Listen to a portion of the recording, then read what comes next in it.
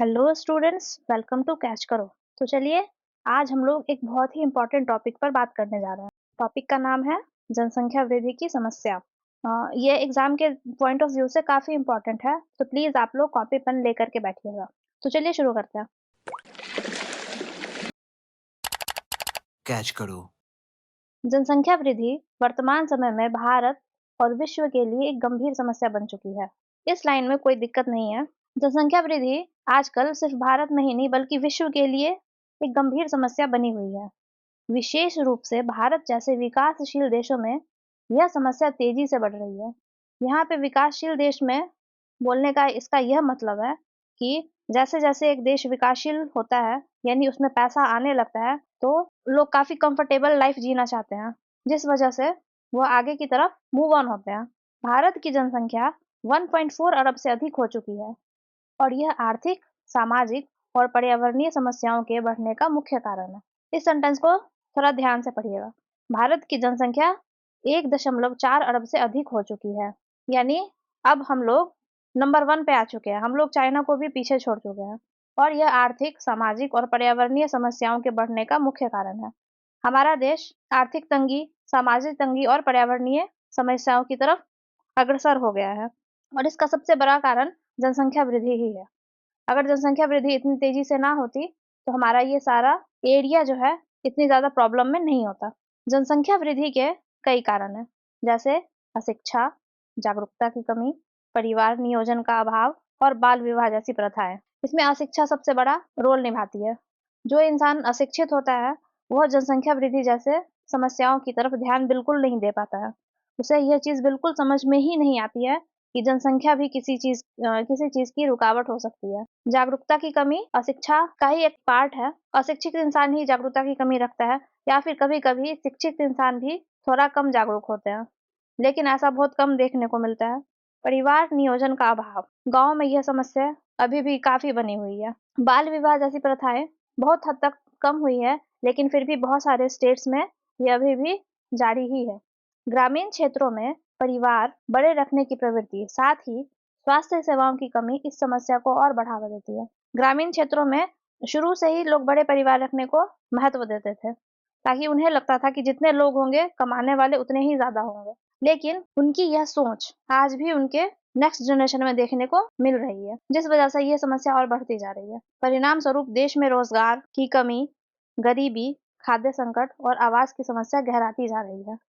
अगर हम लोग देखें तो ग्रामीण क्षेत्रों में बड़े परिवार रखना पहले तो बहुत ही अच्छी बात होती थी और वो उनको हेल्प भी करती थी। लेकिन अब यह समस्या समस्या बनती जा रही है।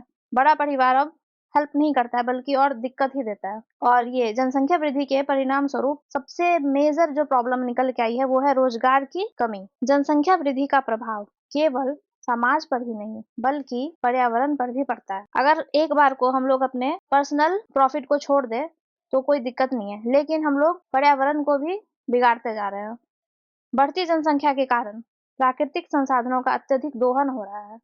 पानी, ऊर्जा और अन्य संसाधनों की कमी के कारण पर्यावरणीय असंतुलन पैदा हो रहा है, जिसका सबसे बड़ा परिणाम निकला है अभी ग्लोबल वार्मिंग। आप लोगों ने देखा ही है कि ग्लोबल वार्मिंग पूरी दुनिया की कितनी बड़ी प्रॉब्लम बन चुकी है।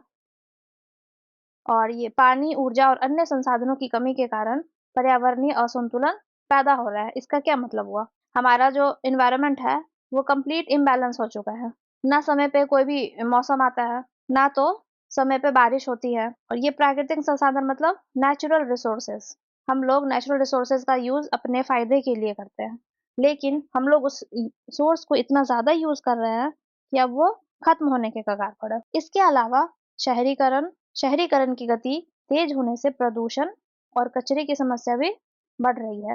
ये तो आपने देखा ही होगा, आप में से ज़्यादातर बच्चे शहरों में पढ़ रहे होंगे और हमारे यहाँ प्रदूषण कितना ज़्यादा है, कचरा कितना ज़्यादा है, ये हम लोग देखते ही हैं। हर दिन रोड साफ होता है, फिर भी हम लोग को मिलता है कि हमेशा कचरा बना ही रहता है। इस समस्या को हल करने के लिए जागरूकता फैलाना, परिवार नियोजन को बढ़ावा देना और शिक्षा पर जोर देना आवश्यक है। यहाँ पे जागरूकता फैलाना बहुत ज़्यादा ज़रूरी है, क्योंकि पढ़े-लिखे लोगों में भी जागरूकता की थोड़ी बहुत कमी होती है और गाँव में इस चीज़ पे ज़्यादा ध्यान लोग नहीं देते हैं। परिवार नियोजन के लिए सरकार बहुत सारी योजनाएँ लाई है, लेकिन इस पे प्रभावी ढंग से कोई काम हो नहीं रहा है। अगर हम सबसे पहले शिक्षा पे जोर डालें तो ये प्रॉब्लम कुछ हद तक खत्म हो सकती है। महिलाओं की शिक्षा और रोजगार के अवसर बढ़ाने से इस समस्या को कम किया जा सकता है। हाँ, ये सबसे इम्पोर्टेंट चीज़ है।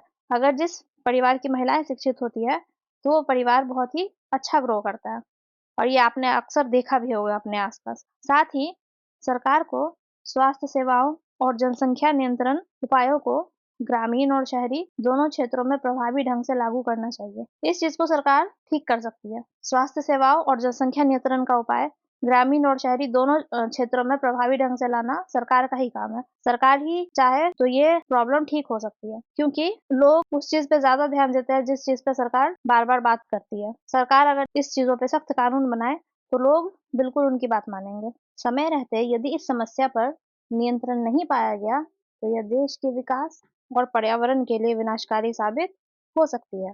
इस समस्या पर नियंत्रण पाना बहुत ज्यादा जरूरी हो गया है, क्योंकि यह देश के विकास में बाधा है। हर एक लोग बेरोजगारी की समस्या से जूझ रहे हैं, और पर्यावरण के लिए तो ये ऑलरेडी बहुत ज्यादा ही विनाशकारी साबित हो चुकी है। हाँ, आए दिन न्यूज आता रहता है कि ग्लेशियर्स के बर्फ बहुत ज्यादा पिघल चुके हैं, अंटार्कटिका में घास के मैदान उग गए हैं, ग्रीनलैंड अपना 20% बर्फ खो चुका है। ये सारी चीजें पर्यावरण के विकास में काफी ज्यादा बाधा हो रही है। तो इसी के साथ ये टॉपिक हम लोग खत्म करते हैं। आई होप कि आप लोग मेरे साथ ये लिख रहे होंगे।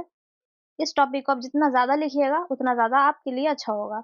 2 बार, 4 बार, 10 बार इसको लिखा लिखा करिए, ताकि एग्ज़ाम में ये टॉपिक आए या फिर इससे रिलेटेड टॉपिक जो भी आए, तो आपको लिखने में कोई भी तकलीफ ना हो। और आपके सहायता के लिए हम लोग एग्ज़ाम के समय में इसका पीडीएफ प्रोवाइड करवा देंगे। उसके लिए आपको कोई टेंशन लेने की ज़रूरत नहीं है, क्योंकि काफ़ी बच्चे क्या करते हैं, पीडीएफ लेकर के पढ़ लेते हैं, लेकिन उनसे उनकी लिखने की कैपेसिटी फिर अच्छी नहीं हो पाती है। आप इस वीडियो को देख कर के बार-बार लिखने की कोशिश करिए। Thank you, bye.